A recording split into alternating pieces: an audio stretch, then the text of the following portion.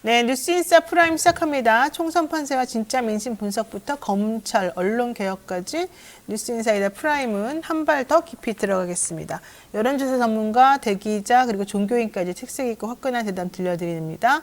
뉴스인사 프라임은요, 구독자와 긴밀하게 소통하고 구독자와 함께 만들어가는 그런 프로그램입니다. 그래서 유튜브 멤버십 회원에게만 우선 서비스가 되는데요. 지금 바로 함께 해주시기 바랍니다. 자, 다양한 의견과 질문들 댓글 남겨주시면 방송 중에 소개도 해드리고 프로그램에도 열심히 반영합니다. 깊이 있는 고품격 시사대담 뉴스인사 프라임 지금부터 시작하겠습니다. 매주 화요일에는 서초해봄 시간이죠. 검찰과 법원 이야기를 나누고 있는데요. 검찰공화국의 심장부인 서초동에 봄이 오는 그날까지 사실 뭐 봄이 안 왔다고 볼 수는 없겠지만 그동안 왔던 봄들이 제대로 된 봄인지 확인해 봐야 될 것 같습니다. 자, 본격 검찰 관찰 시사 토크 조수진 이현주 두 변호사와 함께 하겠습니다. 두 분 어서 오십시오. 네, 안녕하세요. 안녕하세요. 왜 이렇게 조용히 말씀하세요? 주눅 들어서 무슨 안 좋은 일 있으신 건 아니죠? 아니죠. 날이 추워서 그러신 것 같아요. 날이 추워서 그런 거예요, 지금? 저 아침잠이 덜 깨. 아니, 영화 서울의 봄이 900만 넘었더라고요. 그러니까요. 우리 서초의 봄도 잘 될 징조가 아닌가 싶습니다. 맞습니다. 저 미녀산 청사가 있으니까. 아, 법조계의 미녀산 청사. 왜냐면 이거 유료 서비스라고 너무 막 속마음 얘기하시는 거 아니에요? 그냥 한동훈이 뭐 조각미남, 뭐 조선제일검 그거 다 자칭 아니에요? 인정해준 적 없잖아요. 와, 그러니까- 조선 제일 미남이에요? 진짜? 아니 조각미남. 조각미남? 조각? 그래서 미치겠다. 뭐 동정 보도가 굉장히 많은데 정치인이 아님에도 일개 장관임에도 그 동정 보도가 굉장히 많잖아요. 그러니까요. 그 중에 뭐 예술의 전당에 뭐 전시회인가 음악회인가를 보러 왔다. 뭐 주위 사람들이 본 사람들이 조각미남이라고 감탄했다. 뭐 그렇죠. 이런 기사가 있었습니다. 그래서 막 붙여도 되는구나. 그래서 저희는 법조계의 미녀삼 총사. 막 붙여도 되니까. 막 붙여도 되니까. 우리가 알아서 붙이면 법조계의 되니까. 미녀 삼총사. 전 좀 민망한데. 자, 오늘은 요 얘기 먼저 하고 시작할까요? 그 송영길 전 대표가 구속이 됐잖아요. 저는 영장 전담판사에게 너무 그동안 이 보수라고 할까요? 저쪽에서 공격을 너무 심하게 해서 그분이 사실은 상처를 크게 받은 것 같고, 오히려 본인은 그렇게 뭐 너네들이 말하는 좌빨이 아니라는 걸 보여주기 위해서라도 영장을 이번에 꼭 발부해야 되겠다라고 생각한 게 아닌가. 왜냐하면 영장 발부 안 하면 그럴 줄 알았다 해가지고 또 얼마나 공격을 하겠어요. 그러니까 한 번씩 공평하게 한번 해보자 뭐 이런 거 아니었을까 생각도 좀 드는데 어떻게 생각하세요? 그렇죠. 판사의 저울이 항상 0점에 맞춰져 있어야 되잖아요. 근데 이거 불가능하죠. 원천적으로 그렇죠. 사실 불가능하죠. 불가능해요. 우리가 살아오면서 형성한 사회관, 가치관, 의식이 있는데, 근데 원래 바이어스가 있는 인간이 지금 뭐 이재명 대표 영장 청구를 기각한 데 대해서 사회적 비난을 받았단 말이에요. 특히 네. 뭐 여당에서 빗발치는 뭐 비난을 받고, 사실은 이게 처음이 아니고 그 이전에 정진석 전 대표, 국당 원내대표에 대해서 노무현 대통령에 대한 명예훼손이 있었죠. 실형 선고가 났을 때 그 판사도 비난을 받았어요. 그러니까요. 뭐 고등학교 때 블로그 글, 미숙할 때 블로그 글을 가져와서 이 사람 뭐 노빠였다 뭐 이런 식으로 이런 것들을 겪으면 위축되게 되죠. 근데 그걸 결정을 할 때 의식적으로 내가 이제 기계적 균형을 맞춰야겠다라는 결단을 갖고 하는 게 아니에요. 그냥 스며들어서. 그러니까 0점이 기울어지게 되는 거죠. 맞아요. 이건 저는 이재명 대표 영장 기각됐을 때의 여러 이제 그런 여론 양상이나 뭐 유튜버 상황이나 이런 걸 보면서 이번에도 만약에 이 똑같은 판사가 공교롭게도 이제 그 영장 전담 중에서 순서가 걸리신 건데, 그렇죠. 또 영장을 기각하려면 목숨 걸어야겠구나. 맞아요. 이런 생각까지 들었으니까 아마 신변의 위협을 아마 많이 받으셨을 거고, 오죽하면 법원에서 좀 자제해달라 이러지 말라고 얘기했을 정도인데, 저는 두 가지 생각을 했어요. 그러니까 하나는 사법은 좀 우리 보수건 진보건 좀 지켜주자.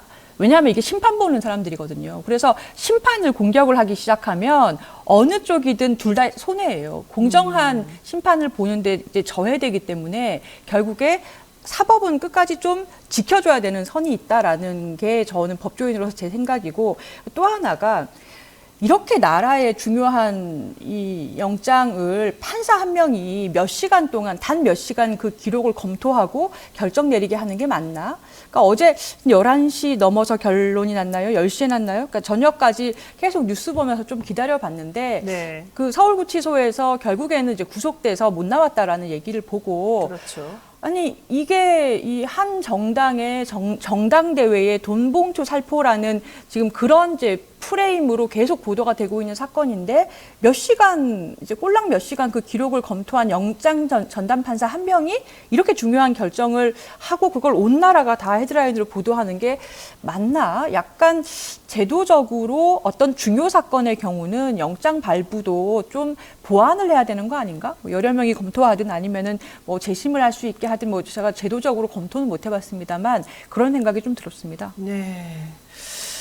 자, 어쨌든 근데 저는 그 방금 말씀드렸던 전진석 전 원내대표 사건에서 실형 선고, 뭐 노무현 전 대통령이 왜 서거했느냐에 따라서 뭐 권양숙 여사하고 뭐 말다툼을 심하게 하고서 뭐 했다라는 말도 안 되는 얘기를 붙였는데 그 사건에 사실 실망했던 건 법원이에요. 왜냐면은 박병 뭐 여당 쪽에 특히 전주회 원내대변인이 판사 출신임에도 자기 그 후배지 않습니까? 법원의 후배를 두고 노사모다라면서 공격하는 것도 굉장히 어이가 없고 실망스러웠는데 그렇죠.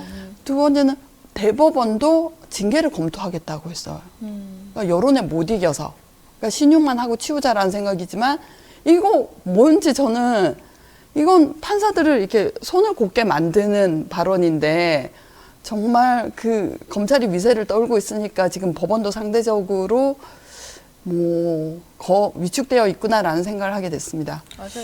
네. 판사들 사석에서 보면 위축이 안 될 수가 없어요. 맞아요. 아니, 되게 좀 약간 공부만 하셔가지고 사석에서 보면 되게 순하시지 않아요?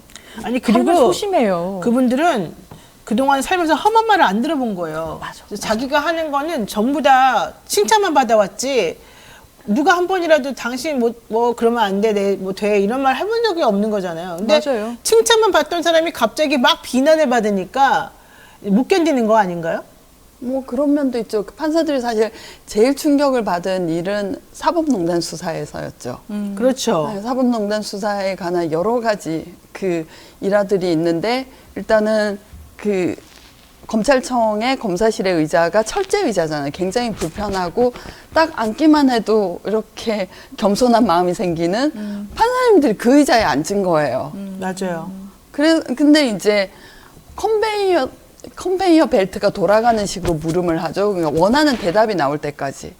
원하지 않는 대답이 나오면 조서에 받아주질 않습니다. 그래서 지쳐서 뭐 거의 억지 춘향식의 대답을 하고 그 조서에 도장을 찍고 나왔을 때 그 자괴감이 막 밀려오는 거죠. 그래서 뭐 서초대로에 가로수를 붙들고 울었다거나 뭐 이런 에피소드들이 전화 와요. 그리고 그 후에 식당에서 검사들이 들어오면 자기를 수사했던 검사가 아니라 여기가 빨간색이니까 서로 보면 저 사람 검사다 알거든요. 검사를 만나게 되면 식당에서 자기가 밥을 먹던 식당에서 검사가 들어오면 얼른 수저를 내려놓고 식당을 떠났다던가 이런 풍문들이 막 서초동에 떠도는 거죠. 그래요. 어쨌든 무섭습니다. 근데 무섭습니다. 저는 그 말씀하셨지만 너무 곱게들 잘하셔가지고 온실의 하초도 이런 하초가 없는데 그럼 자기네들이 이렇게 떨면 일반 시민들은 그럼 자기네들이 인권을 보호해줘야 할 국민들은 어쩌란 말이냐 하는 생각이 드는 거죠. 그렇죠. 아니 그래서 판사를 센 사람을 뽑으려면 법조계 10년 이상 경력자 중에서 그러니까 적어도 세상사를 다 경험을 해보고 제 야에서 그 변호사를 해서 일정 기간 동안 여러 사람과 여러 사건과 피고인의 입장, 원피고의 입장 다 대리해본 사람 중에서 판사를 뽑는 법조 일원화 지금 하고 있는 법안이 맞는 거예요. 근데 나는 또 재판하다 보니까 오히려 변호사 하다 들어오는 사람들이 좀 더 이상하게 판결 내리는 경우도 많던데요. 아, 나 그거 좀 고민해 본 적이 있는데요. 네. 지금은 아마 이제 그 변호사하고 법관하고 보수 차이가 너무 나다 보니까 그 지원자가 굉장히 적다 그래요. 10년 차 이상 이렇게 뽑으려고 하면. 그래서 약간 좀 뭐 다 그렇다는 건 아닙니다만은 경쟁률이 좀 낮은 것 같습니다. 그리고 저는 노영희 변호사님 말씀에도 동의하는 게 이 사람들은 항상 칭찬받고 그 탄탄대로를 걸어왔던 사람이니까 어떤 좌절에 굉장히 취약해요. 그렇죠. 예. 그래서 자신의 삶에는 결점이 없었고 없어야 할 사람들이라서 그렇죠. 비난을 받으면 동요되는 정도가 이렇게 뭐 너무너무 심하죠. 상식적이지 넘어지고 않아요. 깨지고 이러면서 살아온 사람보다 훨씬 심해요. 그래서 그 부장 판사님들 모임 가면 도대체 어떤 얘기부터 하시냐면은 아, 내가 학력고사에 339점을 받은 게 참 유감이야. 딱 하나를 틀렸는데 하필이면 그게 우리 그 영어 과목이었고 우리 아버지가 고등학교 영어 교사님이시고 그 얘기를 40년이 지나도 계속해. 하는 사람들이에요. 맞아요, 맞아요. 그게 홍 부장 판사님이라고. 네. 있는데. 네, 이름 실명 얘기해보겠어. 네, 우리 말하려고 말할 어쨌든 뻔했어요. 그런 그래. 분들이니까 이런 그 질타를 받았을 때 그게 옳건 그르건 이게 면역이 없는 사람들이죠. 그렇죠.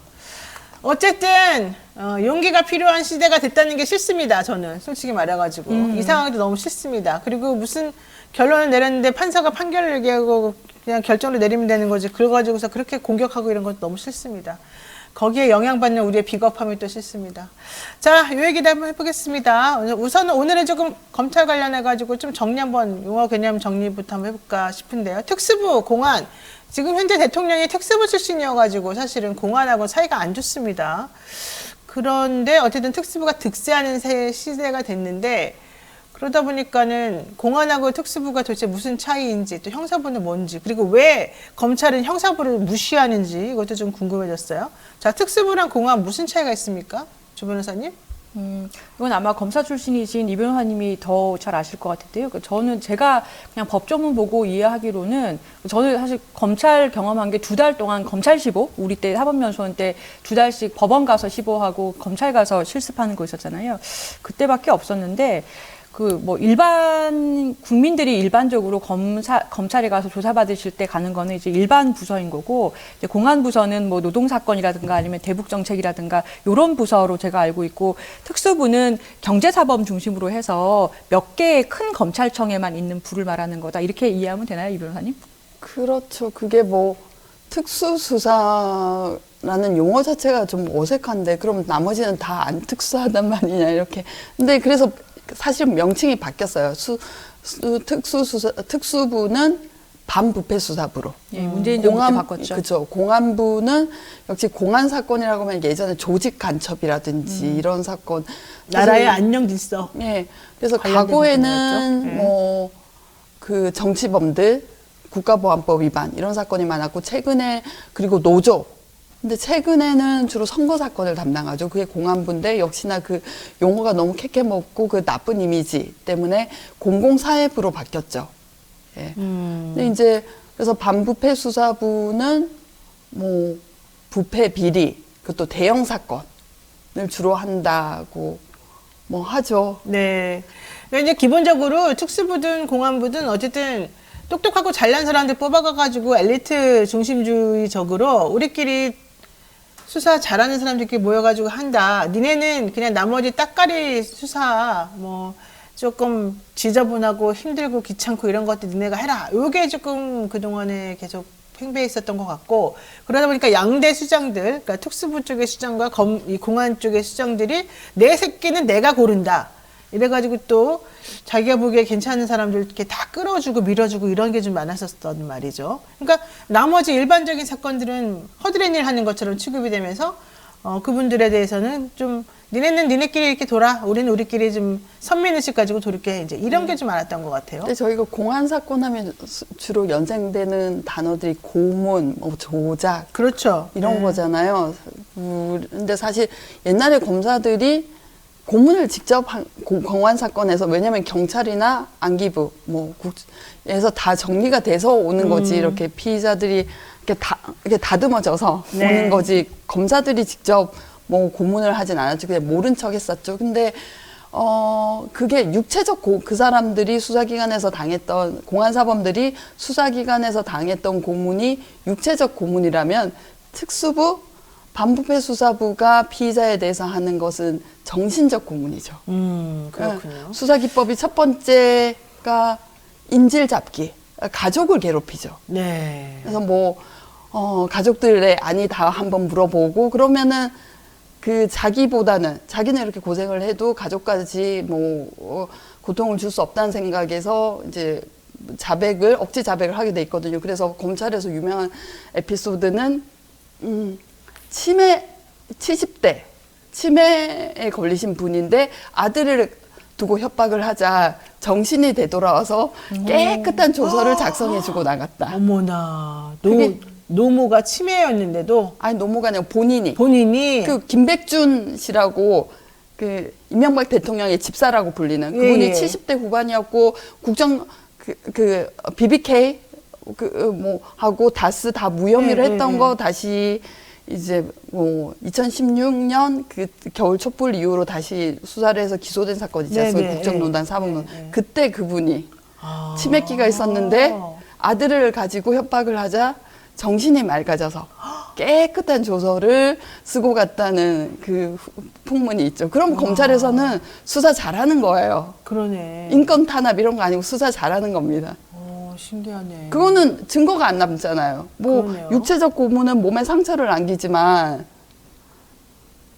무서워요. 근데 제가 그리고 또 궁금한 게 하나는 네. 그 가족을 두고 하는 거. 사실은 우리나라 그 반부패 수사부 특수수사부의 모든 수사 기법이 총 집약된 사건은 저는 한명숙 1차 사건, 2차 사건이라고 네네, 보는데요. 네네. 한명숙 2차 사건에 그 한만호 씨에 대해서도 그 사업을 할 때 자기 아버지하고 처의 명의를 쓰는데 두 사람 불러볼까? 라는 협박이 하나. 그리고 그분이 자기 사업체를 다시 찾고 싶어 했었어요. 건설사를 이제 바지 사장을 앉혀놓고 네. 구치소를 들어왔는데 그 사람이 그걸 꿀꺽한 거죠. 그걸 찾아주겠다. 검찰이 어떻게 사업체를 찾아주죠? 이거 어떻게 찾아주죠? 이 회사의 그 경영진의 형 경영진의 비리를. 횡령 배임을 털면 되잖아요. 그럼 그러니까 회유와 협박, 당근과 채찍 이걸 적절히 해서 그럼 수사 잘하는 거죠.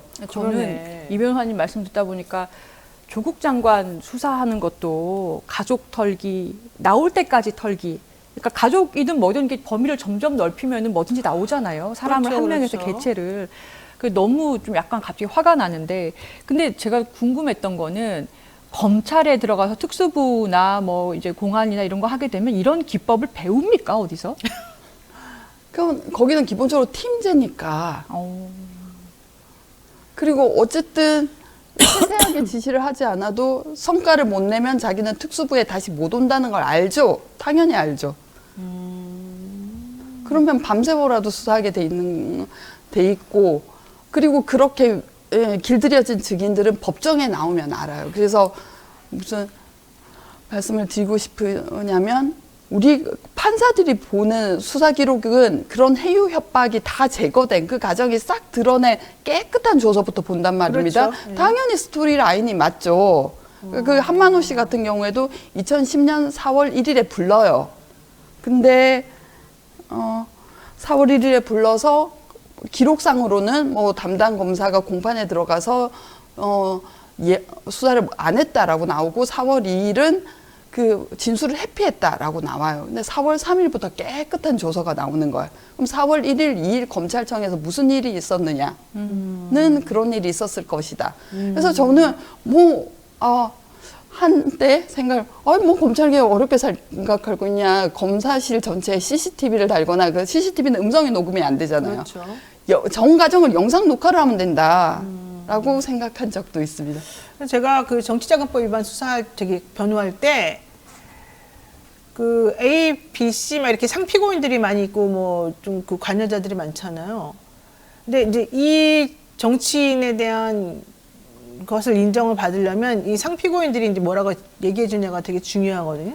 근데 이 정치인에 대해서 이 P라고 하는 정치인에 대해서 A, B, C들이 전부 다 얘기가 갑자기 다 아니라고 이제 계속 주장을 하다가 어느 순간부터 갑자기 다 일괄적으로 맞다고 이 사람이 잘못한 게 맞다는 식으로 계속 이게 말이 바뀌는 거예요. 그래서 내가 그걸 확인을 이제 하느라고 왜 그랬을까? 근데 이 A, B, C는 이미 다 구속이 되는 사람들인데 알고 봤더니 그래서 내가 이제 그 접견 기록이랑 이 사람들이 출정 기록이랑을 다 뒤졌어요. 그랬더니 이 사람들 정말 출장 나와가지고 하루 종일 아침 9시에 나와가지고 밤 12시, 1시에 들어가는 거예요.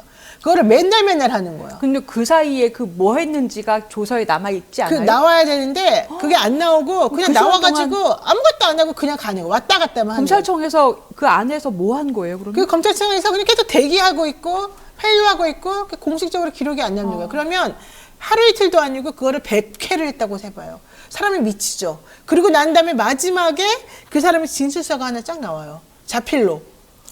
그러면 이 사람은 100일 동안 회유당하고 괴롭힘 당하고 미치도록 못 견디게 고문을 당하고 뭐 고문까지는 아니어도 이제 고문도 안 해. 그냥 대기하세요. 그리고 하루 종일 놔뒀다가 가세요. 그 다음에 아침 또 나오세요. 이것만 하는 거야. 그러니까 변호사도 못 만나게 하고 결과적으로 왜냐면 검사가 하루 종일 이 사람을 데리고 있으니까 아무도 이 사람을 접견을 못 하는 거죠. 그래서 외부하고 접촉을 못 하는 거예요. 그러면 맨날 현명한 시켜요. 판단을 못 하게 돼요. 검찰이 자기를 심리적으로 지배하고 있고 나는 검찰에 매여 있는 몸이다라는 걸 자기의 몸과 온 마음으로 깨닫기 때문에. 그리고 여기서 대답을 안 하면 나는 이 상황을 끝도 없이 쳇바퀴처럼 돌려야 된다. 이 생각을 하게 되니까 예. 결과로 좀 그렇게 해가지고 나중에 진술서 하나 딱 나오잖아요. 그러면 그때부터 이제 안 불러요. 그래서 특수부 사건은 일단 검찰청에 들어가면 끝이다. 밖에서 정리하고 가야 한다라는 이 말이 생기는 게 그거고요. 두 번째는 이렇게 한만호 씨도 한명숙 전 총리 2차 사건의 한만호 씨도 검찰이 73회 출정을 했는데 그 조사 기록이 남아 있는 건 5번. 그러니까. 68회는 저는 무슨 맞아요. 일이 있었는지 맞아요. 모르는 거예요. 그래서 이렇게 불려다니다 보면 어떤 그 사람이 자유가 없잖아요. 나는 검찰의 메인 모임이고 나에게는 나의 시간도 나의 결정의 자유도 없다라는 걸 스스로 노예가 되게 되고 두 번째는 외부하고 접촉을 방해하는 게 또 중요해요. 가족도 못 만나게 하고 뭐 그 변호인도 못 만나게 하고 그러면 이제 점점 더 검찰에 종속되는 거죠. 그러니까 사실은 그러다가 초밥 한번 사주면 감동하는 거예요. 아니 감동할 수도 있고 그 한만호 씨 같은 경우는 굉장히 심성이 여리고 기본적으로 되게 착했다고 봐요. 그래서 초밥을 사줬는데 한명숙 전 총리의 생사를 씹는 것 같아서 구치소에 돌아가서 다 토했다라고 자기 비방록에 쓰죠. 그 구속된 제 의뢰인 분들도 많이 구속돼 있으신데 구속된 사람들은 사실 가족하고 면회도 지금 5분인가 뭐 이렇게밖에 안 되잖아요. 10분에서 5분 이렇게 8분, 10분. 밖에 안 되잖아요.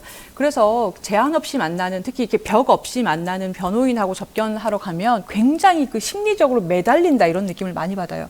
자기 내가 굉장히 정신적으로 노동을 하는구나라는 생각이 드는데 이걸 만약에 특수부에서 수사받는데 계속 제한한다? 그러면 정말 이건 육체적 고문뿐만 못지않게 괴로울 거라고 생각이 들고 사실 아까 이현주 변호사님 잠깐 말씀하신 것처럼 미국식으로 가는 것도 대안이에요. 그러니까 미국에서는 전 과정 다 영상 녹화를 하고 그 다음에 보고서를 간략하게 이러한 수사 내용을 이렇게 말했다라고 보고서를 첨부해서 그냥 판사한테 넘기는 걸로 저는 알고 있거든요. 우리나라는 조서를 꾸민다고 하잖아요. 근데 이게 사실 조서라는 제도가 일본하고 우리나라 정도에 있고 굉장히 특이한 제도로 알고 있어요. 그러니까 일제시대 때 일본 판사가 보려면 일본말로 적어줘야 되기 때문에 수사 과정을 적기 시작했다고 저는 일단 알고 있는데 조서 제도에 대해서도 좀 다시 봐야 되는 거 아닌가 이런 생각이 많이 듭니다. 그렇군요. 그리고 또 피고인을 괴롭히는 방법으로 쪼개기 기소가 있죠. 그 이화영 경기도 평화부지사가 대표적인 경우인데 2020년 10월에 정치자금법 위반, 쌍방울로부터 법인카드 이런 거 받아 썼다라고 기소한 다음에 재판을 받을 때 최대 2번 연장해서 최대 구속기간이 6개월이잖아요. 네. 사건을 하나를 더 들고 있죠. 그래서 6개월이 끝난 즈음에 추가 기소를 해요. 사실 그 전에 병합할 수도 있는데 그렇죠. 그러면은 6개월이 12개월 되고 12개월이 18개월 되고 그러면 이게 매일 부르는 효과랑 마찬가지예요. 매일 불러서 이 사람은 그러니까 검찰은 이 사람을 자신의 심리적 지배하에 놓을 수 있는 거죠. 그렇죠. 무섭습니다. 자, 어쨌든 검찰개혁 관련해서 우리가 할 말이 되게 많은데 김영삼 정부 때도 사실 검찰개혁이 이제 처음 얘기가 됐었습니다. 이때 공수처 논의도 있었었는데 요게 특별한 사건이 있었기 때문에 이런 얘기가 좀 있었다면서요? 네, 맞아요. 그러니까 네. 검찰 개혁이라는 것 자체가 처음 등장한 게 하나회를 없앴던 김영삼 정부 때입니다. 그 뒤에 이제 김대중 국민의 정부 때 특검이 도입되고 노무현 정부 때 이제 공수처 논의까지 실제로 도입까지 되면서 굉장히 이제 꽃을 피우는데요. 김영삼 정부 때, 그러니까 1993년에 이런 일이 생겨요. 그러니까 12.12 군사 쿠데타 피해자였던 장군들이 이제 전두환하고 노태우 군사 반란 주도자 34명을 고소를 하는 겁니다. 정승화 전 육군참모총장 이런 분들이. 예, 맞습니다. 네. 그런데 이듬해 검찰에서 뭐 전두환, 노태우 다 기소유예하고 다 전원 불기소 처분했어요. 그 다음에 또 어떤 일이 있었냐면 12.12 쿠데타 피해자와 함께 5.18 광주학살 사건의 피해자 322명이 같은 해에 또 이제 이들을 이번엔 내란 목적 살인 혐의로 검찰에 고소를 했어요. 서울지검에. 근데 이게 유명한 성공한 쿠데타는 처벌하지 못한다. 않다. 왜냐하면 성공했으니까. 성공하지 못하면 쿠데타고 내란이고 성공을 해서 정권을 세우면 이성계를 처벌할 수 있겠냐. 그래서 그러면은 성공한 쿠데타이기 때문에 처벌하지 않는다라고 하면서 공소권 없음 처분을 한 겁니다.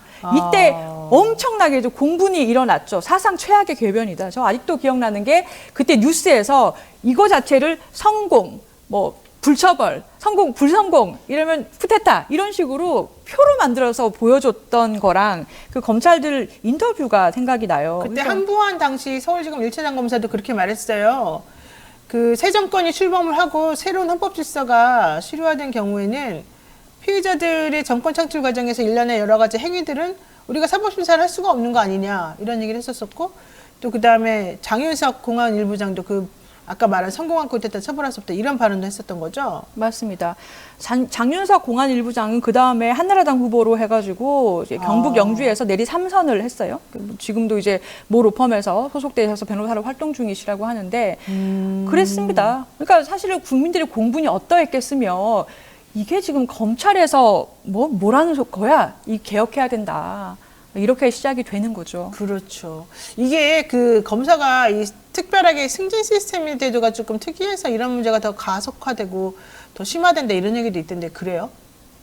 뭐 기본적으로 그럴 수밖에 없죠. 왜냐하면 왜요? 공수처 논의가 나고 독립된 조직이 담당하게 하자 뭐라고 하게 된 이유는 그 인사권을 누가 갖고 있냐면은 대통령이 가지고 있으니까 검찰청법에 의하면은 그 제청은 법무부 장관이 하고 네. 사전에 그 검찰총장하고 협의하고 뭐 검찰총장의 의견을 수용하라는 건 아니에요. 협의하고 제청을 하면 대통령이 하게 돼 있는데 대통령 그 사실 그 대통령의 자잘한 검사들의 인사관까지 다 챙기는 건 아니죠. 자기가 누구에게 다 청탁을 하고 뭐 이런 움직이는 힘이 있는데 그 사람들이 다 그쪽인데 자기가 뭐 중불나게 정의를 뭐 정의와 공정과 원칙과 상식을 얘기할 이유가 없는 거죠. 그럼 네. 자기 인사 불이익으로 돌아오는데. 그리고 이런 공수처 논의가 특히 그 다음에 계속 이어지게 된 거는 김대중 정권 때 또 검찰이 크게 문제를 일으키죠. 김태정 검찰총장 부인의 온로비 사건하고 맞아요. 그 신승남 검찰총장의 동생이 뭐 그때 자산관리, 그때 IMF 직후라서 자산관리공사가 여러 부실 채권을 담당했는데 이 부실기업 부실 채권 담당할 때 뭐 이용호라고 그 이용호 게이트의 이용호죠. 이용호가 뭐 어디 회사를 인수할 수 있게 도와달라. 뭐 부실 채권을 저가로 인수할 수 있게 도와달라. 이런 청탁을 해가지고 네. 그걸 또 무혐의를 한 것이 그 긴급 체포를 했다가 풀어주고 무혐의를 한 게 검찰이다 보니 그 뒤로 쭉 이어지는 거죠. 도대체 검찰총장의 동생이 여동생 남동생 모두 기소돼요. 그 후에 이러면 누가 수사를 해야 할 것인가 하는 문제가 생기게 된 거죠. 이야, 진짜 검찰 역사는 들여다보면 들여다볼수록 요지경이고 상식적이지가 않다. 그래서 그 유명한 대검찰청 그게 뭐예요? 해태의 순환이 있게 되는 거잖아요. 그래서 어떤 거냐면은 아니 이게 우리 검찰이 너무 재앙이 많은 거예요. 온로비, 뭐 신승남 총장, 신승남 총장 본인도 직권남용, 네. 뭐 수사 경과 알아준 걸로. 그래서 뭐가 문제일까 해서 했더니 대검찰청 로비에 해태상이 있었는데 해태상 뿔이 내부로 향하고 있는 거예요. 얘가 문제다. 이 뿔을 외부로 돌려라. 그래서 외부로 돌렸어요. 그리고 뭐 지간을 불러다가 주차장 입구에 방향이 안 맞는 것 같다. 이러면서 입구도 새로 몇 억을 지어서 입구도 사러. 그래도 그 나쁜 일이 끊이질 않으니까 결국은 저 혜태를 바깥으로 옮겨라라고 해서 지금 대검찰청 테니스장에 남아있는 게 그 불쌍한 혜태입니다. 그게 설해마을 편이에요. 우리 정규적으로 아, 거기 사세요? 어떡해. 우리는 잘못이 없고 혜태가 잘못이 아, 있어요. 혜태가 무슨 죄가 있어요? 웬일이에요. 그래서 진짜. 대검찰청 가시면 꼭 혜태 테니스장에 그 비바람 맞고 있는 혜태가 혜태를 잘못이 아니라 혜태의 그 이게 뿌리 향하고 있는 그 동네 사람들이 지금 순환을 겪고 있는 잘못이네. 아, 서초역 7번 출구에서 나오셔서 그 대검 테니스장에 혜태 한번 이제 방향 한번 이 반은 누가 돌리는 거 아니에요? 6번 출구, 6번 출구. 6번 거기. 출구. 예, 예. 아이고, 참네요. 이거 정말 슬픈 일입니다. 네, 오늘 여기까지 해야 될 것 같습니다. 네, 뉴스인사이더 프라임 매주 화요일 코너 서초의 봄 오늘 여기까지 듣도록 하겠습니다. 혜태상의 교훈을 오늘 또 다시 한번 생각해 봐야 되겠습니다. 법미삼 좋았습니다. 법조계 미녀 3인방. 죄송해요. 네, 조수진 이현주 변호사 두 분 오늘 말씀 고맙습니다. 고맙습니다. 감사합니다. 네, 오늘 뉴스인사 프라임 생방송 라이브 끝나고 다시 보기 가능합니다. SNS 홍보 많이 해주시고요. 댓글 참여 기다립니다. 저는 내일 아침 다시 찾아뵙겠습니다. 고맙습니다.